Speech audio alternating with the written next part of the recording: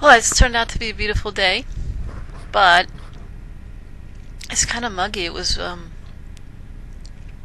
really sunny and nice this morning, and then it started raining like anything, and then lightning and thunder, and now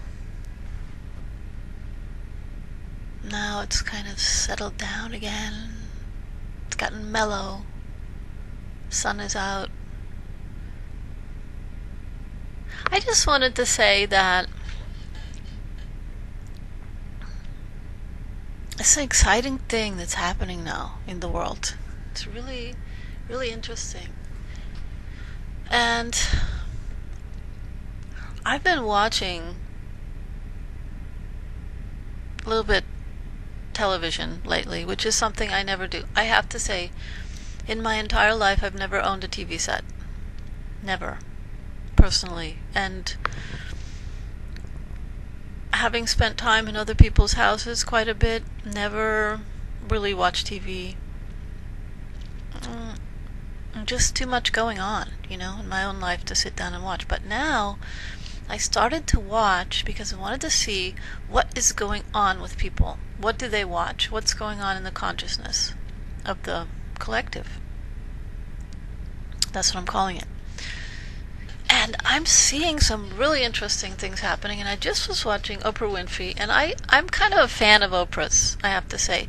Not that I'm a fan, like, oh, Oprah, but I just feel like I'm in the same club, like we're in the same batch, because I think we're somewhere about the same age. She might be a little older than me, but I just have the feeling we're kind of the same generation, and we kind of see things the same way in a lot of respects. Of course, I don't know for sure, Oprah, how you see things, because I'm not inside your head. But I feel something when I listen to you. So, and I just was I saw something on the website yesterday. And that's what I wanted to talk about. Oprah interviews this family. Now, like I said, I never watch TV. I'm not watching the news. The other day, somebody said something about an oil slick, and I went, "Oh, what oil spill?" And Brian almost flipped. He's like, "What oil spill? On what planet are you living?" And I'm like, "Well, I'm staying in your house the last 3 months, and I never knew there was an oil spill. Sorry, guys. I'm in another world here. I'm in some far off place." So, and then I started turning on the TV and seeing what's happening. So I'm seeing Oprah. I'm seeing this family, these people who've come to talk to her, the 3 grown children of this woman who was with a man, and they the kidnappers of this young woman who was there for, I don't know, 18 or 20 years or whatever she was, in their backyards, locked up in a pen or something. Those people, and I was watching that, and I was seeing these 2 women and a man, also somewhere around my age, maybe within 10 or 15 years of me in age. And I was watching them, and the one woman with the dark hair, she was kind of cool about everything, saying, okay, there was this abuse and this thing. I didn't watch the whole thing, okay? And the guy, I just saw the clip where they visit the house where they, the house of horrors, quote unquote, where they used to live.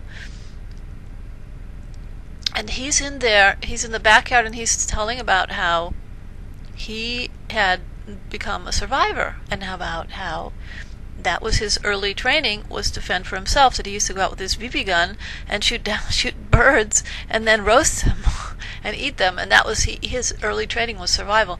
And then the woman with dark hair, she's talking kind of objectively about this history of what's happened to them. But the one that struck me was the woman who was crying all the time, okay? And saying about how this horrible thing, and about her mother, and about the physical abuse was bad enough, but the mother was always, talking about how, telling the child, if you would die, how much better everybody else, we'd all be better off, kind of thing. And basically erasing her self-confidence and psychological abuse, so to speak. And but the thing that strikes me is about the situation is that this is ancient history. Now, you guys are gonna all scream, like, "Oh my God, what are you talking about?" And you don't know anything. Okay, look, I have gone through enough of my own abuse, and I felt sorry for myself for years, and I would be willing to bet anything almost that woman, the one who was crying in her soup, that the mother was such an abusive person, etc., that she has not made much of her life. And the guy who was in the backyard doing the survival thing, that he's done something with his life. And the young woman with black hair, the dark-haired woman, maybe also has done something. But the one who's constantly feeling sorry for herself, I'm just going to guess, okay? This is my guess, is that not much has happened for her. And the fact of the matter is that these things happen because in a past life, these people have done nasty things. This is the truth, okay? It's tit for tat. It's karma. This is what happens. And it has been proven to me. Now, you don't have to take my word for it, but for anybody out there who's curious about how things work, ooh, we're losing our light. We're losing our light, guys. It's raining. It's going to rain. Starting to rain again. Anybody curious, I just have to tell you, this is how it works. Okay, now I'm going to turn on the lights. Okay, we're back. Okay, so what you have done in other embodiments, when you had another body at another time, another place, has an effect on what's going on with you right now. Okay, so what else did I want to say about this? Yeah, so my idea for a show, because there's this contest on the Oprah Winfrey Network, OWN, OWN. My idea is to have a reality show, but a real reality show, as in, let's show the folks at home what's really going on, not what everybody thinks is going on. And it could be kind of a shocker, okay? Because I've put up some of my ideas on my website, and I basically, if people would get to know what it is that I'm saying, or find out what I think about things, that I'm probably going to tee off a lot of people. Because everyone has their pet peeves and pet theories and pet grievances about life, that it's unfair, and that things aren't right, and that, God is not just, and all of these things, okay?